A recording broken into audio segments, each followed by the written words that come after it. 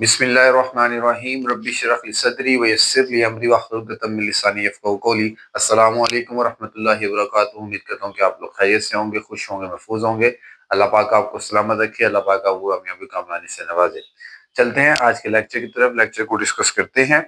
आज का लेक्चर क्या है? आज का लेक्चर है रेडिएशंस के ऊपर। हम लोग 10th क्लास को डिस्कशन कर रहे हैं। आज उसका एक न्यू टॉपिक डिस्कस करेंगे, रेडिएशंस। रेडिएशंस में हम क्या क्या सीखेंगे?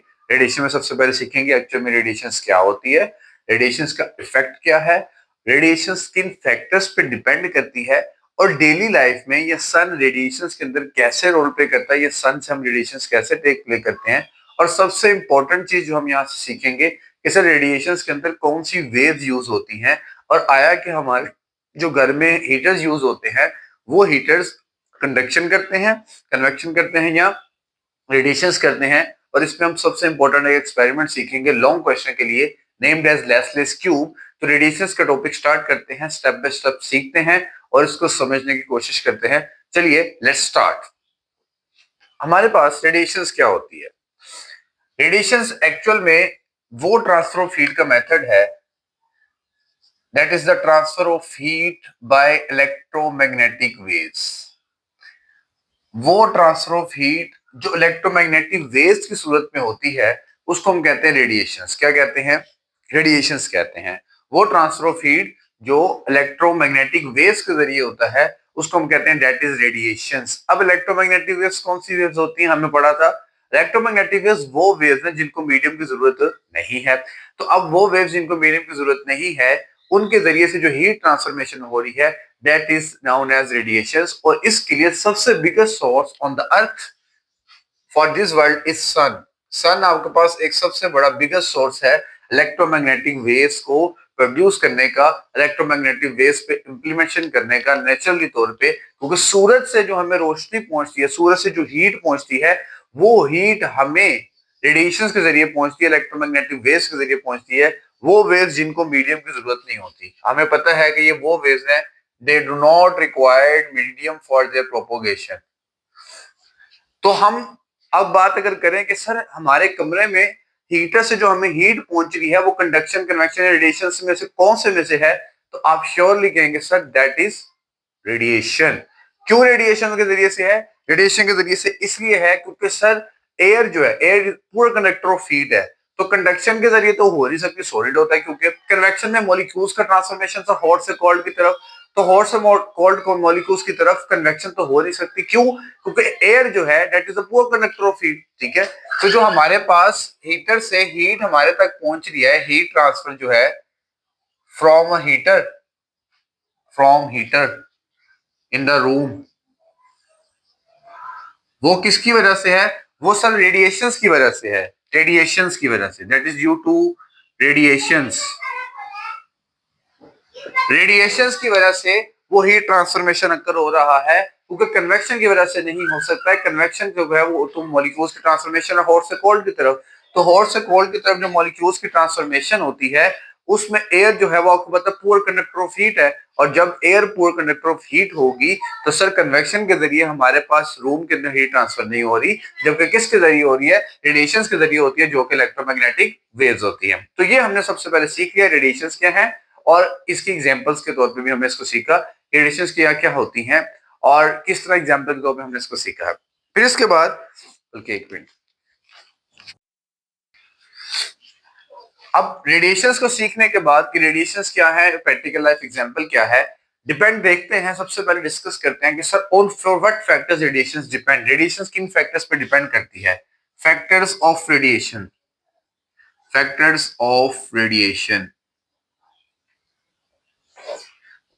अब फैक्टर्स ऑफ रेडिएशन में तीन तरह के फैक्टर्स की डिस्कशन चलती है।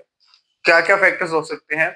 सबसे पहले कहता है कि सर उस फैक्टर में सबसे पहला फैक्टर है colour and texture of surface, colour and texture of surface, उस सरफेस का कलर और texture.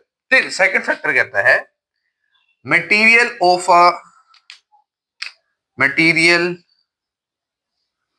Of a surface, surface का material. And the last and the least factor temperature. तो आपसे शॉर्ट क्वेश्चन में पूछा जा सकता है कि सर फैक्टर्स जो कन्वेक्शन है, जो रेडिएशन है, वो किन चीजों पे डिस्कस करता है। तो उन चीजों की डिस्कशन में हम लिखेंगे कि sir colour and texture of surface पे, मटेरियल मतलब मटेरियल ऑफ सरफेस नहीं, क्योंकि टेक्सचर में मटेरियल भी आ जाएगा। हम यहाँ लिखेंगे सरफेस ऑफ, इधर गया मेरा डस्टर आ गया, हम यहाँ लिखेंगे एरिया ऑफ सरफेस। लो जी, है मार्कर भी ना लीला हो गया, तो फाइन होते चलो। एरिया ऑफ सरफेस, ठीक है। तो area of surface, texture of surface, colour and texture of surface और टेम्परेचर, तीन फैक्टर्स के ऊपर सर रेडिएशन डिपेंड करती है। हम इसको प्रूव भी करेंगे कैसे ये डिपेंड करती है लेसलेस क्यूब की हेल्प आउट से।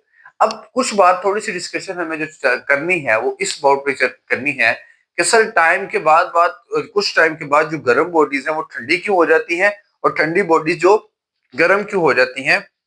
नेक्स्ट जो इसमें एक फैक्टर डिस्कस करने जा रहे हैं रेडिएशन के टॉपिक में कि why cold bodies become cold, hot sorry, over time, and why जो आपके पास बॉडीज हैं हॉट वो कोल्ड क्यों हो जाती है। ये दो पॉइंट्स हमें बताने हैं। आपसे शॉर्ट क्वेश्चन पूछा जा सकता है कि सर कोल्ड बॉडीज जो है हॉट क्यों हो जाती है, हॉट बॉडीज कोल्ड क्यों हो जाती है। हमने एक कॉन्सेप्ट पढ़ा था कि सर हर बॉडी जो है वो रेडिएट करती है। मेरे पास एक कप ऑफ टी है, वो कप ऑफ टी जो है, बल्कि मेरा कप ऑफ टी बाहर रह गया, एक कप ऑफ टी जो है वो कप ऑफ टी तब तक अपनी हीट रिलीज करता रहेगा, सराउंडिंग में बेहतर रहेगा जब तक उसका टेम्परेचर बाहर वाले सराउंडिंग के टेम्परेचर के इक्वल ना हो जाएगा, वो हीट रिलीजेशन करेगा। तो क्या होगा, जो कप ऑफ टी है, कप ऑफ टी हॉट होता है, कप ऑफ टी ये हॉट है।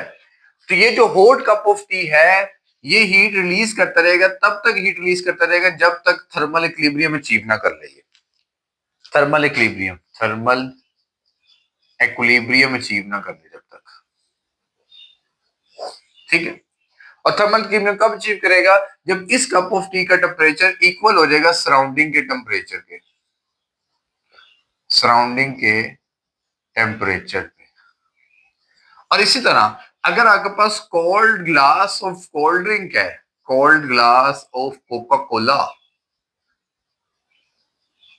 Cold glass of cold drink है, सर कुछ देर बाद वो क्यों गर्म हो जाएगा, क्योंकि वो सराउंडिंग से हीट एब्जॉर्ब कर रहा होगा, ये हीट रिलीज कर रहा होगा, रिलीजेशन के प्रोसेस में होगा, हीट रेडिएट करेगा, ये क्या करेगा, हीट एब्जॉर्ब करेगा।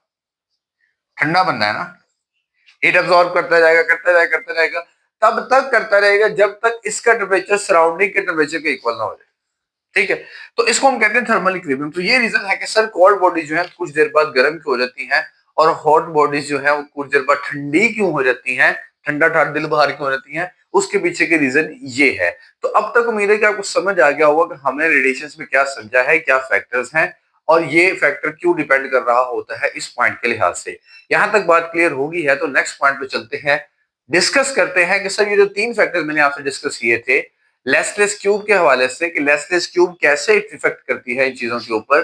तो उस लेसलेस क्यूब से हम सबसे पहले इसका एक पहला फिनोमेना समझेंगे colour and texture of surface का, कि sir colour and texture of surface radiation के ऊपर कैसे इफेक्ट करते हैं। तो लेसलेस क्यूब की बात चलती है, तो लेसलेस क्यूब की बात को डिस्कशन करते हैं। कैमरा थोड़ा सा हम मूव करते हैं ऐसे, ताकि मैं आपको लेसलेस क्यूब समझा सकूं। तो सर आए डिस्कस करते हैं Leslie's cube, that is the important long question of your chapter in the comprehensive Leslie's cube. अब लेसलेस क्यूब के अंदर क्या करना है, लेसलेस क्यूब के अंदर हमें उसने कहा कि सर आप एक क्यूबिक बॉक्स में सबसे पहला काम क्या करें, डब्बा ले लें, क्यूबिक बॉक्स, ठीक है। एक क्यूबिक बॉक्स लें, उस क्यूबिक बॉक्स की चार सरफेसेस होंगी आपके पास। हमने कहा अच्छा मान लेते हैं आपकी बात, एक क्यूबिक बॉक्स लिया मैंने, उस क्यूबिक बॉक्स की चार सरफेसेस है।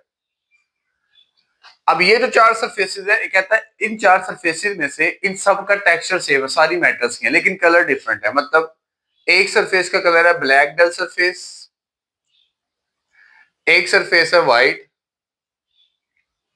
एक सरफेस है सिल्वर शाइनी, सिल्वर शाइनी, और एक सरफेस है जी कलरफुल, रंग बिरंगी।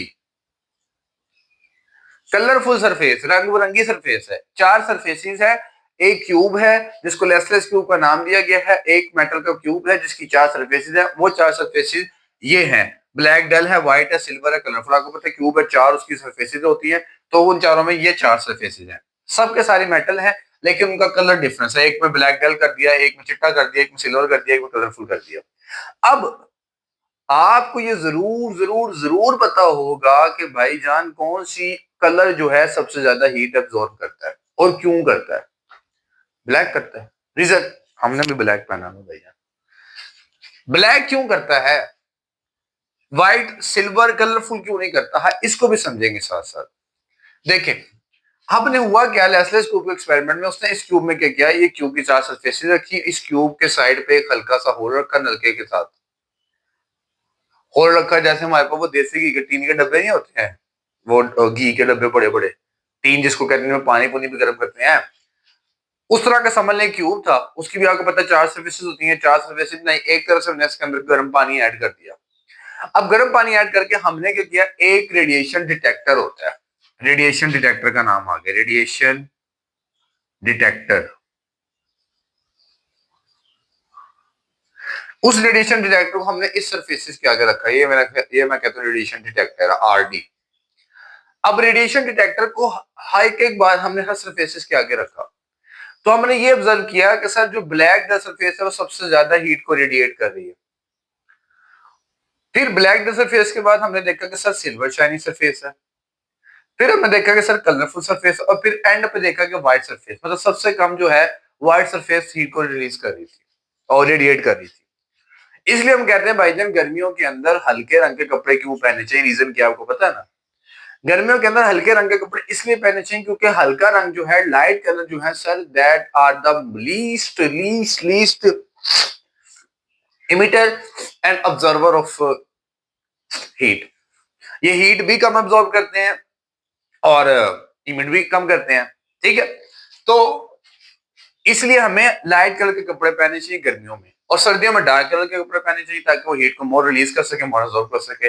ये बात भी याद रखें कि कौन सी सरफेस, जो सरफेस जितना हीट को अब्जॉर्ब कर सकती है उतना ही वो उस हीट को इमिट करेगी, जितना बहुत जल्दी वो हीट को अब्जॉर्ब करेगी उतना ही वो हीट को इमिट करेगी। आप एक जगह में ब्लैक कलर की गाड़ी, एक तरफ व्हाइट कलर की गाड़ी खड़ी है, अल्लाह ताला सबको भी दे मुझे भी दे, दो गाड़ियां खड़ी हैं, तो उन दोनों में से जल्दी हीट कौन सी होगी सर, ब्लैक कलर वाली गाड़ी हीट होगी। क्यों, ब्लैक कलर की एक प्रॉपर्टी है कि सर वो बहुत ज्यादा हीट एब्जॉर्ब करना चाहता है, लेकिन इतनी ही ज्यादा वो हीट इमिट भी करेगा, ये भी बात याद रखिए।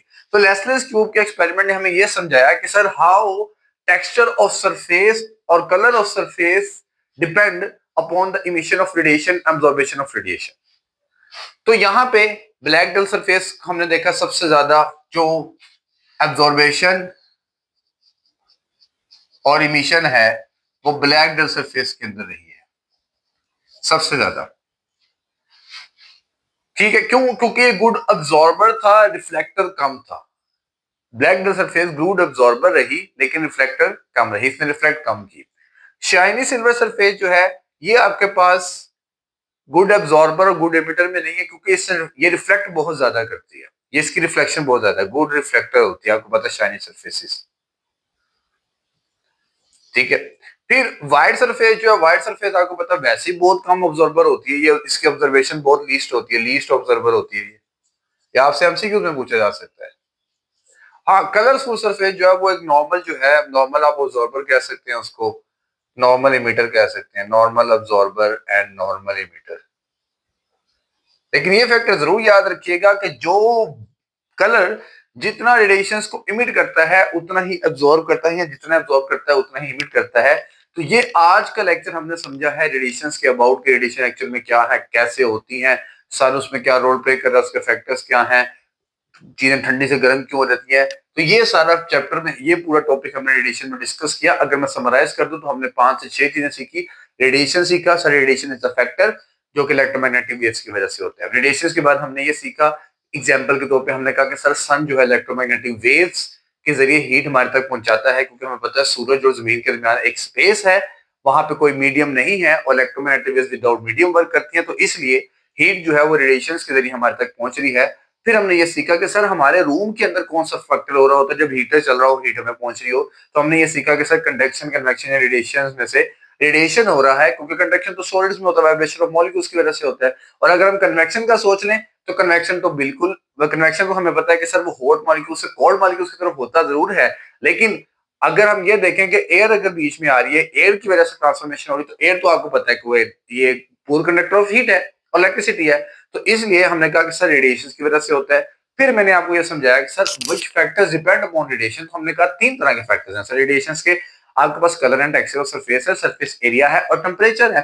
फिर मैंने आपसे ये क्वेश्चन किया कि मुझे ये बताएं कि आपके पास नेक्स्ट जो पॉइंट है कि why hot bodies become cold over time and why cold bodies become hot over time. तो उसकी रीजन हमने समझी कि सर अगर एक कप ऑफ टी है, कॉफी है, कुछ भी है, वो कुछ देर बाद ठंडा हो जाएगा, रेडिएशंस को रेडिएट करते करते बाहर रिलीज करते रहते, कब तक करता रहेगा जब दोनों टेम्परेचर सेम ना होने सराउंडिंग के लिहाज से। और यही प्रोसेस कोल्ड बॉडीज के अंदर भी था। और इसके बाद हमने ये समझा है कि सर लेस्लेस क्यूब हमें क्या समझा रहा है कि how colour and texture of surface depend upon the radiations of a body. तो ये हमने चार पॉइंट्स उसके अंदर समझे हैं जो आपको मैंने समझाए हैं।